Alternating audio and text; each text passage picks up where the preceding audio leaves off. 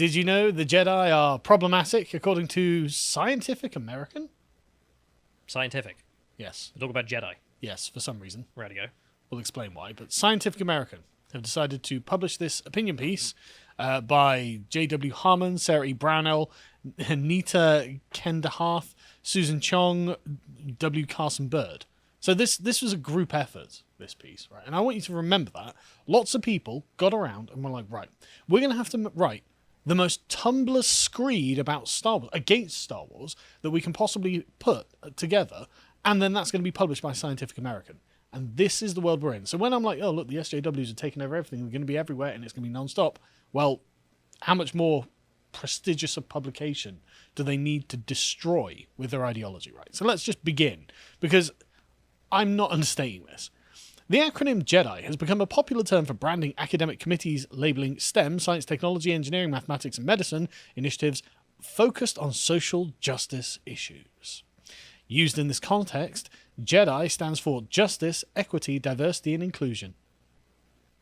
You're hating it already, Callum? Yeah, God. I also hate the subversion of the word STEM there. Yeah.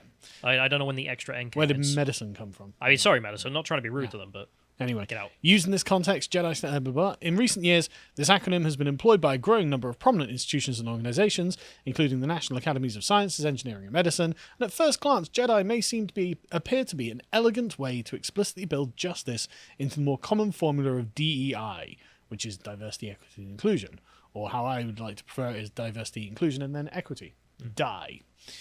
Productively shifting our ethical focus in the process. So I hate everything about this, because this is just like moral bureaucracy at this point. They're like, yeah, but my framing, right? So carrying on, Jedi has these important affordances, but also inherits another notable set of meanings. It shares a name with the superheroic protagonists of the science fiction Star Wars franchise, the Jedi. Within the narrative world of Star Wars, to be a member of the Jedi is seemingly to be a paragon of goodness, a principled guardian of order and protector of the innocent. This set of pop cultural associations is one that some Jedi initiatives and advocates explicitly allude to. Well, why wouldn't they? As if the people doing this, the group of people who have written this article and who are trying to be the moral bureaucrats of the scientific world, how is it they don't think of themselves as the Jedi? I'm sorry, but the idea that the Die people are protecting innocence... From their own perspective, we don't agree with them, but from their own perspective, they surely see themselves as paragons of goodness and principled guardians of order and protector of the innocent. They absolutely view themselves like the innocent being the marginalized, the order being the social justice order that they're imposing on everything, and that, in their view, is to be a paragon of goodness.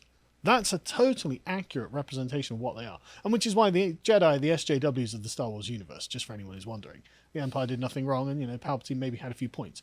But moving on from that, right, this is the core of their belief, I think, and I think it accurately is represented metaphorically by the Jedi. And they don't like that because they're like, well, hang on a second, because the Jedi are a religious cult?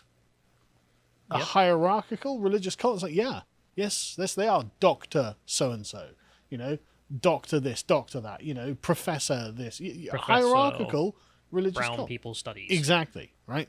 So they say, whether intentionally or not, the labels we choose for our justice-oriented initiatives open them up to a broader universe of associations, branding them with meaning, and in the case of Jedi, binding them to consumer brands. Oh no, consumer brands.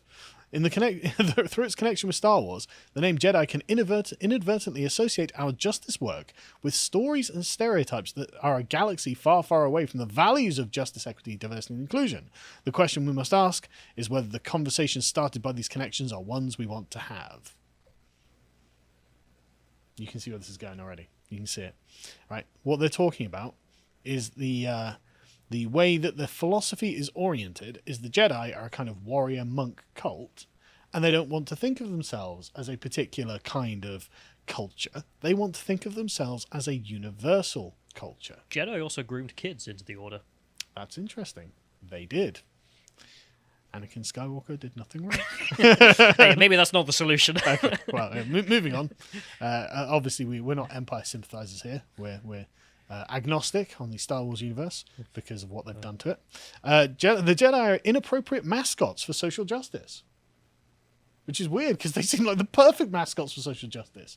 Moralizing busybodies who think they know better than everyone else, and he'll just attack those people who think who think the opposite of them, and are so tolerant that balance means eradicating the Sith. That's what balance to the Force. What do you mean? Well, we've got to kill all the Sith. And what, we'll have balance then? That's not balance. No, that's very much leftist dogma. Exactly. Once we just kill this group of people, everything will be solved. Exactly. This is exactly... The Jedi are the perfect mascots for these people, right? They say, although they're ostensibly heroes within the Star Wars universe, the Jedi are inappropriate symbols for justice work. They are a religious order of intergalactic police monks prone to white saviorism, toxically masculine approaches to conflict resolution, brackets, violent duels with phallic lightsabers, gaslighting by means of Jedi mind tricks, etc. That's what you're doing, apart from the phallic symbol, like lightsaber fights. The Labour rainbow dildo monkey. Basically, yes. Yeah. But no, but like everything else, like the gaslighting by means of Jedi mind tricks, is in changing the language. Oh, you're against racism, that must mean you want to tear down structures and systems and blah, blah, blah. It's like, no, that's not what anyone meant. And I love the prone to white saviorism. Oh, yeah, like you guys aren't. You know, like the insufferable white, you know, what they call them in China? There's Baizu. Baizu, I think is correct. Yeah, white left. Yeah. You know, that's what they are. And that's what everyone else views you as, because you're a bunch of insufferable upper-class white leftists who are taking on the tones of a religious order of international police monks who have come to save everything. I love how the chat's like, what are they talking about, a laser dildo? Well, that's the only thing that they're missing, actually, is violent duels with phallic lightsabers. I love that. Lightsabers are phallic now, are they? Really? No one thought that. No one thought that. 6 foot long. It's a laser Saints sword. Row, maybe? It burns through walls. Like, no one's like, oh, phallic. You know, anyway. So they carry on. The Jedi are also an exclusionary cult. Yes. Where have I seen exclusionary cults before? Social justice, right? Membership to which is partly predicated on the possession of heightened psychic and physical abilities, Force sensitivity. Strikingly, Force-wielding talents are narratively explained in Star Wars, not merely in spiritual terms, but also in ableist and eugenic ones. These superpowers are naturalized as biological hereditary attributes. And if there's one thing we can't have, it's biological hereditary attributes. That would be awful. It speaks of hierarchy, intrinsic differences. They're trying to erase the concept of differences between humans, and therefore you can't have that. That's terrible. And there's no difference between any humans, everywhere, ever. Everything is open to every human, Callum, you have to understand. So it is that Force potential is framed as a dynastic property of noble bloodlines, for example, the Skywalker dynasty, and Force disparities are rendered innate physical properties, measurable via midichlorian counts, not unlike a Force genetics test, and argumentable via humanoid engineering. The heroic Jedi are thus emblems for a host of dangerously reactionary values and assumptions. I love this. The Jedi are dangerously reactionary. They're very traditionalist, aren't they? I mean, let's be fair. So, sorry, you're going to 180 it on your position on the Jedi by the end of this. No, but they're traditionalists too. Yeah. The social justice warriors have traditions. This is part of it. Yeah, they're terrible. Yeah, exactly. They're awful. Just like the Jedi ones. Sending the message that the justice work is akin to cosplay is bad enough. Dressing up our initiative in the symbolic garb of the Jedi is worse. So I love this because what they're doing is, once again, outing themselves as being exactly like the Jedi, right? The Jedi are a chosen few of moral elites who get to establish a world order. What are you doing? What do you think you're doing? And they'll say, well, the only difference is the Jedi have it thrust upon them by narrative fate, rather than being ostensibly something every individual chooses. But they also do subvert the Galactic Senate. Sure. And all the governments of the world are being subverted by leftists. Yes. It's exactly the same. We right? vote based, and yet we still get cringe. Yes. But anyway, carry on, right? So is it so different, right? Because they're talking about, well, it's hereditable. Like, you inherited this. You need a particular level of midichlorian count to be a Jedi. Okay. But to be one of the moral scientific elite, you need a certain high IQ. You need a certain inheritance. Because it turns out, and this is not a secret by any means, high IQ is in many ways a biological privilege. Now, of course, your IQ is affected by your environment, but your sort of maximum capacity is innate, it seems, science has discovered. So the big brain people have realized that, oh my God, actually, this is like my midichlorian count. It's not so very different at all. It is not available to everyone because of their genetics. Some people just don't have the capacity to have a high IQ and therefore can't join the moral and scientific elite who are currently setting the world order and infiltrating all of these establishments. And again, this is not secret. This has been known about for years. I mean, this is just one article talking about it. You can go to the IFL Science one where they're like, oh, but this is controversial because they're leftists. And they're like, well, wait a minute. If my big brain IQ is linked to my biological inheritance from my parents, then that means that some people don't have big brain IQ. And then they start and they're like, yeah, but I'm a racist, and so I think in racial terms. So that implies, and it's like, oh God, right now that's controversial. We're not going to talk about that. And but the thing is, there's no doubt about it. Like, there's this woman called Catherine Page. I think, can you go to the next one, John? I didn't write down her name. Catherine Page Harden, right?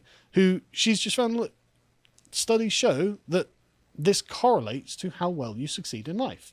How far you go in school is correlated to your educational, your IQ is correlated to your educational success, right? And so going back to the Jedi article, what this means is that the scientific and ethical managerial class are a lot closer to being Jedis than they're willing to admit. It's not just a vocation that's open to everyone. There are biological barriers that they dare not admit to themselves. There is still a narrative of fate interwoven into what they're doing. And they just want to pretend that there isn't because it's offensive to the moral values they are trying to assert as being superior to the Jedi, when in fact they are exactly the same. It's amazing how well this all lines up. So anyway, any thoughts on that, by the way? No, not really. I'm just thinking in my mind of like which SJW caricature makes up which character of the Jedi. Yeah. I'm sure. Feel free to, in the comments, start pointing out which ones actually represent which. I mean, Mace Windu didn't have any hair, but he did have a purple lightsaber, so... Good point. Anyway, return to the article. Star Wars has a problematic cultural legacy. The space opera franchise has been critiqued for trafficking in injustices such as sexism, racism, and ableism. Think, for example, of the so-called slave Leia costume, infamous for stripping down and chaining up the movie's leading woman as a part of an Orientalist subplot. Nah, I didn't really think about that, to be honest. I've got better things to do with my day. Sorry, they're claiming the pirates of the galaxy are going to be civilized. Well, they're sexist. Yeah, but like the idea that they would be not. It's problematic. Right. Star Wars arguably conflates alienness with non-whiteness. I didn't think that. When Lando Calrissian walked in, I wasn't like, oh, an alien. You know? He's human. They did, but okay. But, you know. He's the one black guy in the galaxy. I mean, yeah, but I still assumed he was a human. Yeah. Like, anyway, often seem to rely on racist stereotypes when depicting non-human species. Right, yes. Exploring the harsher aspects of humanity and the human experience through fiction is deeply problematic and definitely not fun at all. And not, you know, in many ways cathartic and makes for a good story. The series regularly defaults into ableist tropes. This is my favourite part, I think. Memorably in its portrayal of Darth Vader, which links the villain's physical disability with the mechanic inhumanity and moral deviance, presenting his technology-assisted breathing as sinister auditory marker of danger and doom. That's interesting, isn't it? Because it's actually the other way around. How did Darth Vader end up to be crippled, requiring his breathing apparatus? Do you remember? Yeah. What happened? Well, he didn't have the high ground. Exactly. But why was he fighting Obi-Wan Kenobi? Because he murdered a bunch of kids. Yes. Yes, his moral deviance led to his disabilities, led to his terrible degenerate state, where he requires technology to assist him. Obi-Wan Kenobi didn't go down that road and didn't get all his limbs chopped off. Isn't it interesting how they've got this completely the wrong way round? What's more, the bodies and voices centered in the Star Wars universe have, with a few exceptions, historically been those of white men. Bloody hell. And while recent family is full of aliens, but okay, fine, whatever. While Jabba the Hutt, yeah, man. Yeah, Yoda, man, white man. You know, like, okay, whatever you say. Just this full of alien races, you lunatics. While recent films have increased gender and racial diversity, important questions remain regarding how meaningful such changes represent such changes represent departure from the series' problematic past. Right. So the J.J. Abrams, Kathleen Kennedy Star Wars are still racist and are still problematic, even though they feature far fewer straight white men. Bad luck, lads. Well, until it's 100% diverse, isn't it? Good point. Good point. So what we're looking for: black, transgender, disabled, trans women. Yeah, and a few hundred of them to make the film. Yeah, I mean, there probably aren't that many of them in existence, but anyway. Indeed, a notable segment of the Star Wars fandom has aggressively advocated the recentering of white men in the franchise, with some recently casting decisions with white genocide, equating cast decisions with white genocide. I doubt it. I noticed they don't give us any examples of this. I mean, it's mostly to do with the bad writing. Yes. Like the Mary Sue example. Yes. But that's the thing, though, right? They don't give us any examples, because I don't think there are any examples of... Well, I mean, actually, they do give an example. I didn't click on it. But I don't think that matters, right? Because what this is they think that they're consciously removing white people from something, and therefore that could be framed in such a manner as to say, oh, this is white genocide. And therefore the potential for this is proof enough that there must be someone who exists there somewhere who thinks that, therefore that's what we're going to cast as.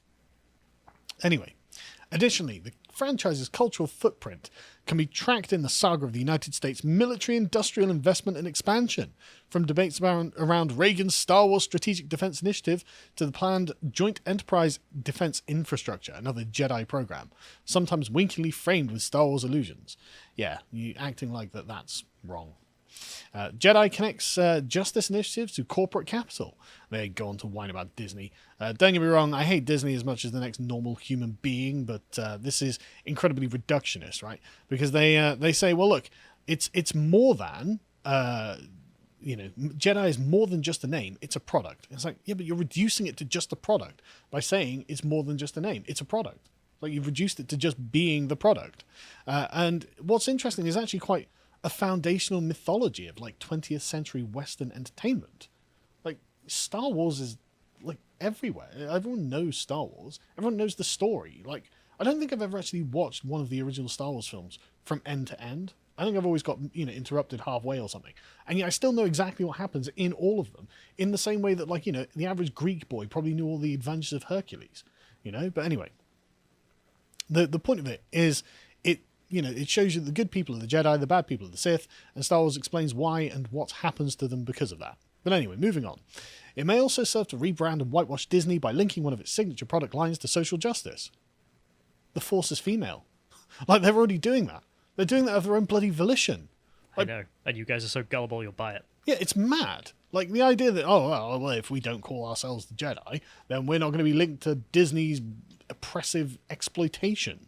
But anyway, after all, Disney has a long and troubling history of circulating racist, sexist, heterosexist, and orientalist narratives and imagery, with the corporation and its subsidiaries like Pixar are publicly reckoning with. Furthermore, Disney is an overtly political entity, critiqued not only for its labour practices, but also its donations and lobbying. Joining forces with Disney's multimedia empire is thus a dangerous co-branding strategy for justice advocates and activists. So every SJW who works at Disney, BTFO'd here. Right? You're evil because you're working with the evil corporation.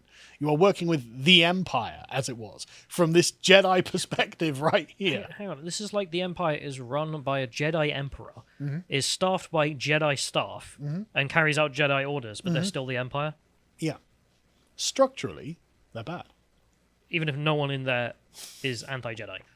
In the sense that... Racist without racism, Callum. all of Disney's apparatus is always woke. Yep. All of its products are always woke. All of its donations to BLM are woke. But you're not listening. It's the structure of the thing. So, this is literally how they argue you can get racism without racists. Yeah. Anyway. So, we obviously want to avoid the systemic systems of systemism. And so they say, aligning justice work with Star Wars risks threatening inclusion and a sense of belonging. While an overarching goal of Jedi initiatives is to promote inclusion, the term Jedi might make people feel excluded. You're not a Jedi, Gal. Don't you feel excluded? You got me. Star Wars is popular but divisive. Identifying our initiatives with it may nudge them closer to the realm of fandom, manufacturing in-groups and out-groups. Now this I love more than anything, because your DIE or DEI, whatever it is, you're deliberately formulating a moral identity in order to exclude those people who don't agree with you anyway.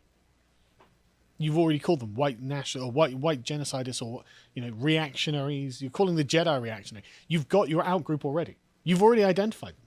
And you're sat there going, yeah, well, we don't want to call ourselves Jedi because some people might not consider themselves Jedi. You've already identified the Sith. You've already identified those people who need to be eradicated from the world. So the inherent nature of the project you've set up here is divisive. Like, for someone who doesn't agree with your sort of anti-human die philosophy, they just have to, well, die.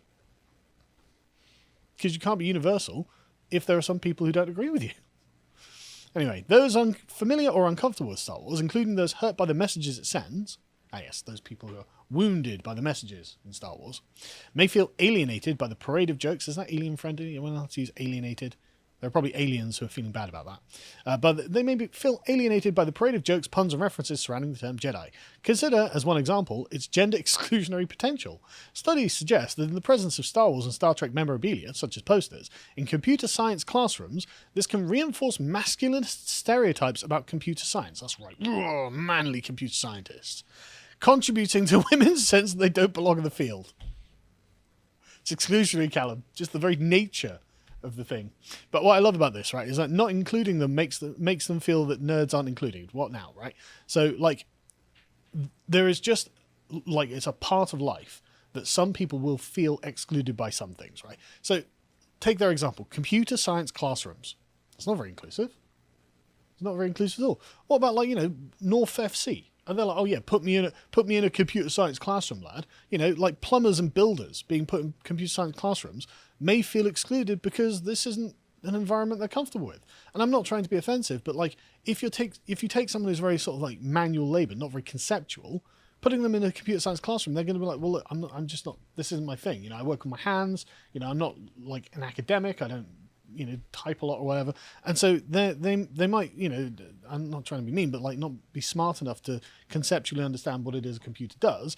But then in the same way that you could take that nerd, put them in a builder's apprenticeship and be like, right, now start moving those heavy things. Well, I actually don't belong here either because I'm not strong enough to do the work physically, because people have strengths and weaknesses and these things are different. And so like the very nature of the framing of them saying, well, look, it could be exclusive. Well, it's exclusive itself, but they just don't realize it because they're deeply trapped within their own paradigm and are utter hypocrites, right?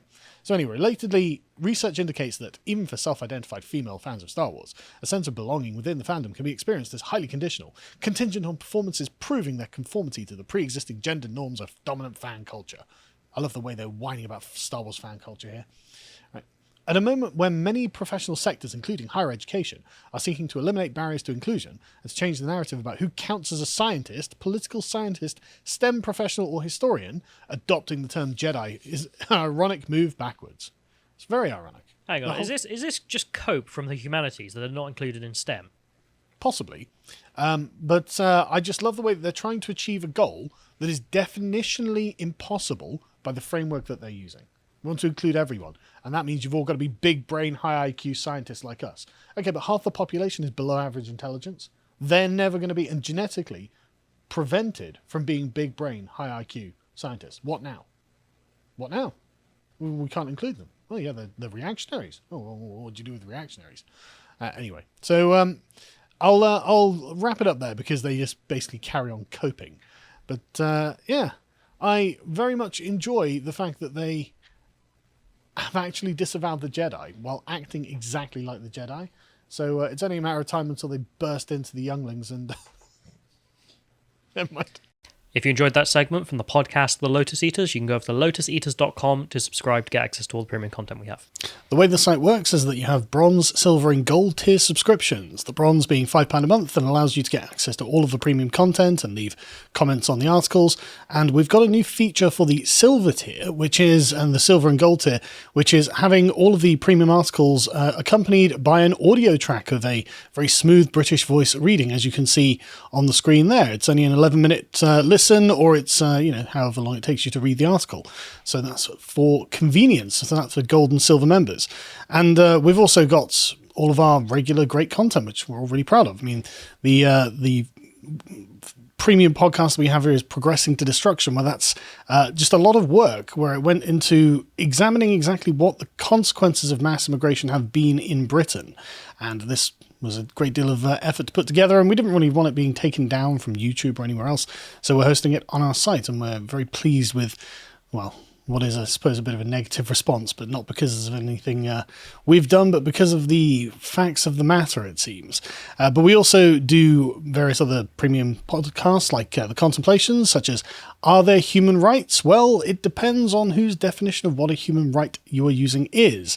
And of course, we do our regular history podcast called Epochs. This week's was The Sea People, the Terror of the Bronze Age. I really enjoyed doing this one because there was a great collapse about 3,000 years ago of the entire economy of the Eastern Mediterranean, and it seems that a bunch of piratical raiders may have been partially responsible for that and possibly inspired the Trojan cycle from Homer. So we discuss that in that. And of course, we do our book club. For some reason, I decided that we'd highlight the George Orwell ones that we've been doing. So we've got his Road to Wigan Pier and, of course, the classic 1984.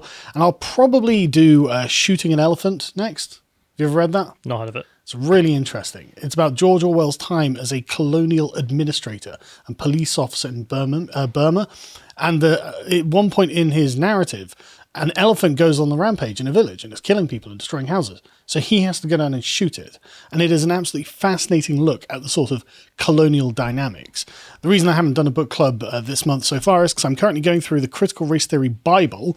As you can see, it's 500 pages long, and I'm about 2/3 of the way through. And there are going to be many very in-depth book clubs coming out of that because the things they believe are crazy and conservatives need to know about them.